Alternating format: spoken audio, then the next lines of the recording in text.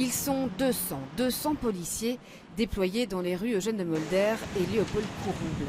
Il est près de 9 h ce matin quand ils pénètrent dans cet immeuble pour en déloger les occupants. À l'intérieur, une cinquantaine de personnes, dont des familles.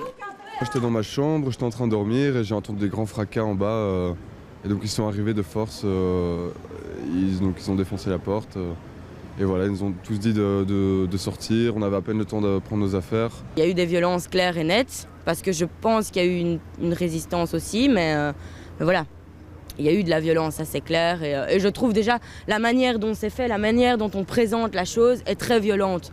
Se ramener avec 40 combis de policiers, c'est violent. Selon les forces de l'ordre, l'intervention s'est déroulée dans le calme, sans incident.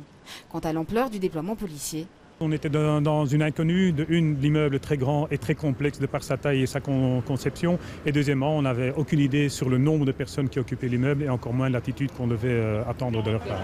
Les squatteurs disent avoir été pris de court. L'expulsion fait suite à une récente décision de justice prise à la demande du propriétaire, l'État espagnol.